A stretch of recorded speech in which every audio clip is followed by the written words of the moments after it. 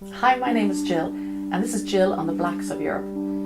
I watched a very interesting documentary recently called The Four Horsemen, and in the middle of it, there was an economist speaking about how in America in about 2008, the banks had this revelation where they suddenly discovered that, you know what, poor people are more likely to repay their debts than rich people. So they did racial profiling and they did economic profiling, and they targeted predominantly black areas, and they oversold loans, they overcharged, and then when they changed the rules, they pushed the money in, and then when these poor communities could not meet the repayments, especially when the financial crisis deepened, they pulled the rug from underneath them, and they took all their homes back, and it was a carnage, horrendous.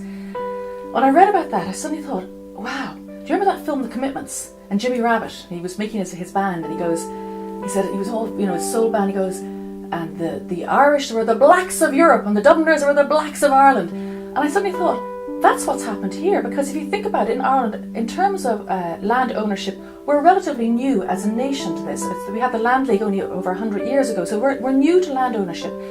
And the European banks were very happy to push money in here, and lots of people took out the loans, and then when the rules changed, even though people had a sense that maybe it wasn't right, they're still trying to repay these loans. And I think that's where it's wrong, because we're acting as if we have done something wrong, whereas in actual fact there should be parity of risk. And if the rules change, it's very hard to come back from that. So I think we should maybe, I'm not saying wholesale not pay your debts, but don't feel ashamed and be prepared to fight back. Thank you very much.